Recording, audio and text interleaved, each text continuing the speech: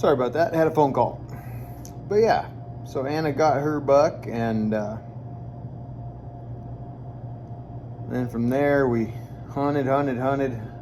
Guys were starting to drop some good ones, so we're starting to get our hopes up a little bit and hunting our butts off.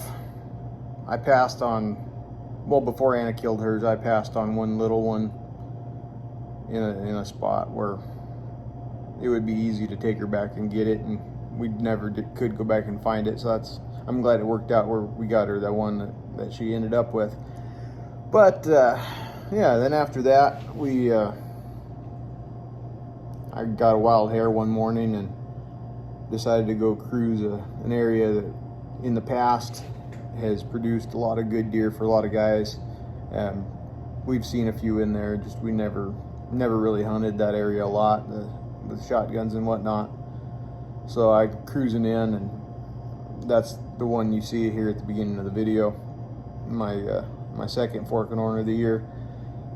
It was a good little buck. He is not, once again, not the biggest buck in the world, but he's a great one. I was super stoked on him.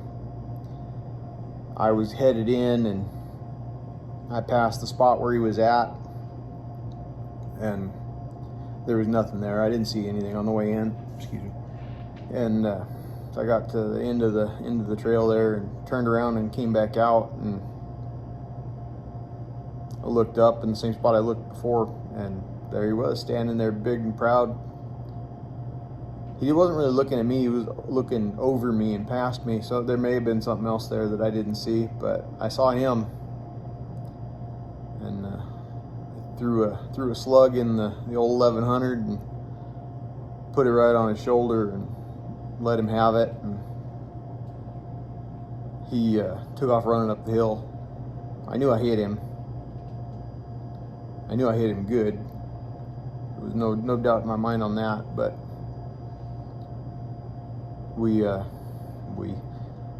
I let him go up the hill about another 60 yards or 50 yards, whatever it was.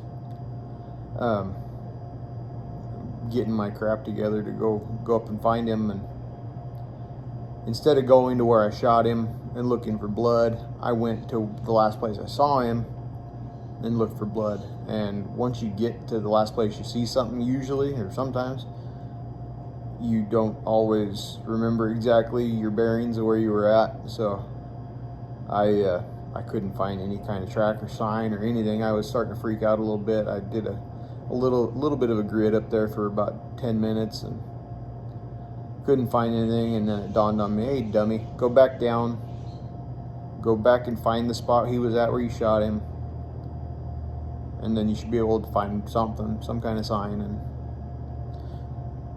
get back on him. So I went down and got to where I shot from, and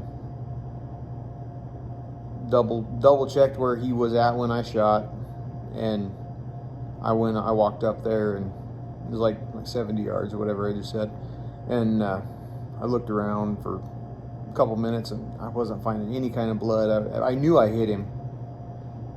Finally I found one little spot about the size of a pinky nail, and all right, I got blood. I got a dead deer somewhere. So take off, I find his trail that he took, and then I can see spots where he's got good blood. So I was pretty excited, and I got back up to where I thought he went, and that's exactly where he went. I just wasn't looking in the correct spot for blood. So I finally found the blood. I found where he went. From where I last saw him, he had taken a hard left turn and piled up under a bush, and I just couldn't see him from where I was. And I found him, and I got him all cleaned up, and you saw the aftermath of that. So yeah, from there, let me go back a little bit. Before I killed this one, whatever, within the same couple days, Ray and the kids had found another really nice buck in a shotgun area still, but there was not any real way Actually, they found him right after the same evening they killed Anna's buck. There wasn't really any way to get close to him for a shot. They tried, and they could have maybe done it. They got down to where he was at, but they just ran out of light. And so we went back the following day, and he came out pretty much in the same spot he came out for them, and there's no way to get in for a shot under 400 yards. Rifle, I wouldn't have hesitated. I would have taken him all day long. He was a real nice buck. He's probably I'm guessing him between 17 and 20 inch fork and horn. He's probably, I'm figuring he was a 4 or 5 year old deer. He's an older, mature deer for sure. Super dark, heavy horns. He's probably 15, 16 high. He's a really nice buck. But yeah, just with the shotgun, 400 yards is out of the question. I mean, I could do 2 pretty confidently, I think. But yeah, there's no way in heck I was even thinking about trying 400 yards, and they were thinking the same thing. So we let him walk, and we went back again, and a few days later, and Nathan and Ray went down and kind of got a good spot close to where they were feeding to, where he was chasing the does to, and it almost worked. The does came out, and I don't know if we ran out of light for him or if he just decided to go to a different spot, found a different hot doe and went that way. What happened, but he didn't ever come out. I think we ended up seeing 12 or 13 does in that spot that night, and just I saw one small buck about 1,000 yards away across the canyon being chased by another hunter. And I know it wasn't the same buck. He was a lot lighter antlered and not nearly as big. So I'm sure that buck just hung tight down there. He knew there was pressure in there. So anyways, moving on. Finally decided to just kind of let him go, and we kept at it. And Nathan and I decided on the last, I don't remember what day it was like Saturday or Friday or whatever the hell day it was, getting close to the end of the season, we went down to the south end down there, and I knew, well, we were going to go try the archery spot, trying to get on something that may or may not have been around. I don't know. We were kind of going in blind, but I had a hunch because not a lot of pressure in that area, and there was a handful of does I was seeing in my spot. So I was thinking maybe a buck moved in, but I woke up that morning and something in my brain told me, no, don't go there. Go down to the south end of the base, and there's a spot down there that historically has deer moving through it, bucks. Something in my brain was telling me, hey, don't go to the archery spot. Go down there to that spot on the south base, and there's one waiting for you. So I got Nathan up, and hey, we got to leave. We're going different spot. It's going to take us another 40 minutes to get down there. So get your stuff and let's go. So we jumped in the truck and went down there, and as we're getting down there, we jumped sorry, I got this damn fly won't leave me alone. We jumped a coyote, and Nathan wanted to shoot it. I said, no, we don't have time. We got to go up here and get that buck. He's waiting for us. Now, mind you, since probably May, I've been having a dream, the same dream about every other night, of a big, willowy 3-pointer. Not too much unlike the one that's right behind me right now, but a little bit wider and not quite as tall. But the same buck with 2 does, same spot, like I said, about every other night for the last few months. I've been seeing him in my dreams. I'm still seeing him. I haven't seen him in person. I'm not necessarily one to believe that dreams are something that is,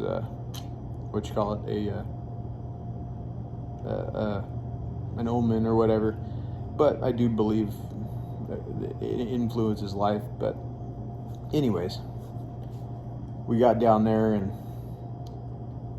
we started going up the hill to where I just knew that deer was going to be. I was expecting to see that 3-pointer because it was the same, like deja vu all over again every day. And I was finally living it that morning. But we got up there to the top of the hill and told him, hey, it's going to be right up here. There's these 2 oak trees.